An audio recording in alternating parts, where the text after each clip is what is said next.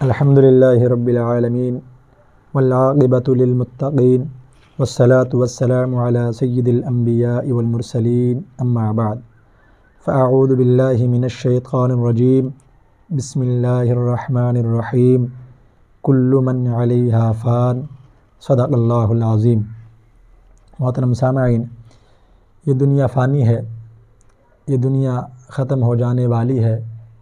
جو بھی دنیا میں آیا ہے اس نے جانا ہے، اپنی روزی پوری کر کے، اپنا رزق پورا کر کے، اپنی سانسیں پوری کر کے انسان نے دنیا سے چلا جانا ہے۔ قرآن پاک میں اللہ نے فرمایا کل من علیہا فان، اس دنیا میں جتنی بھی چیزیں ہیں، جتنی بھی مخلوقات ہیں، ساری کی ساری مر جائیں گی، ختم ہو جائیں گی، دنیا ہی ختم ہو جائے گی۔ تو یہاں پر دنیا میں کسی نے ہمیشہ نہیں رہنا، جو آیا ہے وہ اپنا وقت پورا کر کے، ٹائم پورا کر کے اس دنیا سے چلا جائے گا۔ بخاری شریف میں حضرت علی رضی اللہ تعالی عنہ کی ایک نصیحت، بڑی جامع نصیحت ہے، موجود ہے۔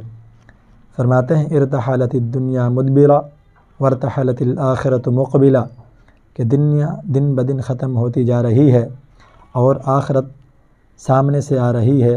انسان ہر سانس، ہر گزرتا ہوا دن اپنے موت کے قریب ہو رہا ہے، قیامت کے قریب ہو رہا ہے، قبر کے قریب ہو رہا ہے، اور انسان جو ہے ہر سانس اور ہر دن گزرتا ہوا دن انسان کہ جو ہے موت قریب آ رہی ہے اور قیامت قریب آ رہی ہے۔ تو فرمایا ارتحلت الدنیا مدبرہ، کہ دنیا دن بدن ختم ہوتی جا رہی ہے، وارتحلت الآخرۃ مقبلہ، اور آخرت سامنے سے آ رہی ہے۔ پھر آگے فرمایا وَلِكُلِّ وَاحِدَةٍ مِّنْهُمَا بَنُونَ، انسانوں میں دنیا اور آخرت دونوں کے چاہنے والے ہیں، مگر تم فَكُونُوا مِنْ أَبْنَاءِ الْآخِرَةِ وَلَا تَكُونُوا مِنْ أَبْنَاءِ الدُّنْيَا، مگر تم آخرت کے چاہنے والے بنو، دنیا کے چاہنے والے نہ بنو، کیونکہ فَإِنَّ الْيَوْمَ عَمَلٌ وَلَا حِسَابٌ، آج تو صرف عمل کرنے کا موقع ہے، عمل کرنے کا وقت ہے، ٹائم ہے، اور حساب و کتاب کا ٹائم نہیں ہے۔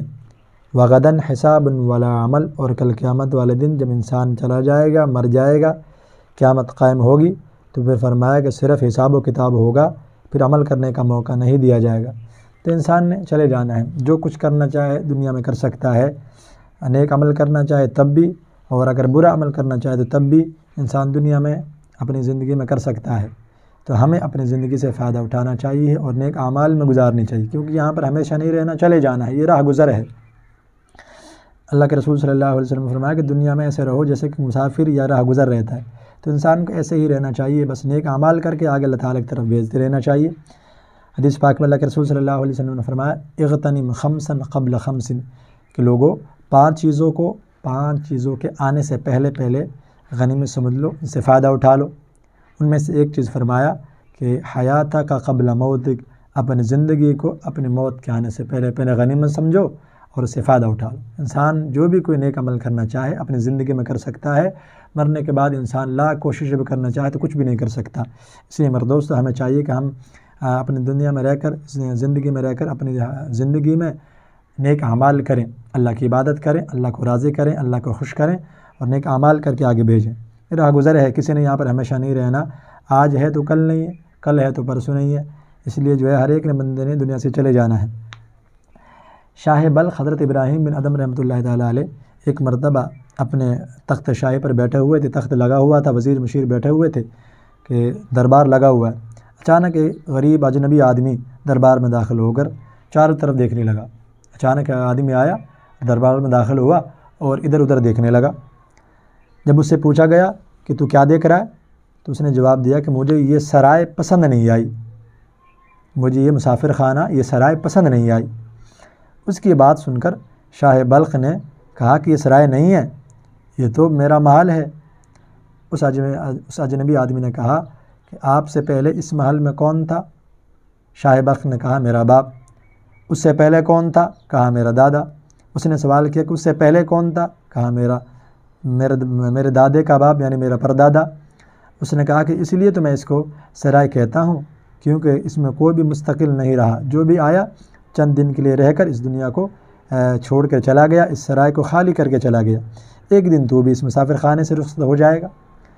تو میرے دوستو، دنیا میں انسان کا قیام یہ مختصر وقت کے لیے ہے۔ آپ نے دیکھا ہوگا کہ جب مسلمانوں کے گھر میں بچہ پیدا ہوتا ہے تو اس کے دائیں کان میں اذان اور بائیں کان میں تکبیر پڑھی جاتی ہے۔ چونکہ اذان اور تکبیر جماعت سے پہلے ہوتی ہے اور تکبیر اور جماعت کے درمیان بہت مختصر سا وقفہ ہوتا ہے، تھوڑا سا ٹائم ہوتا ہے، اس لیے بچے کے کان میں اذان اور تکبیر پڑھ کر اسے یہ بتا دیا جاتا ہے کہ تیرا دنیا میں قیام بہت ہی مختصر ہے، بہت ہی تھوڑے ٹائم کے لیے ہے، تیری اذان بھی ہو چکی ہے اور تکبیر بھی پڑھی جا چکی ہے، اب جماعت ہونے والی ہے، اسی کی تیاری کر لے۔ یہی وجہ ہے کہ جب میت پر نماز جنازہ پڑھی جاتی ہے تو اس وقت اذان و تکبیر نہیں پڑھی جاتی، اس لیے کہ وہ تو پہلے ہی پڑھی جا چکی ہے۔ اللہ تعالیٰ دنیا کی بے ثباتی اور آخرت کا یقین ہمارے دلوں میں پیدا فرما دے۔ وآخر دعوانا ان الحمد للہ رب العالمین۔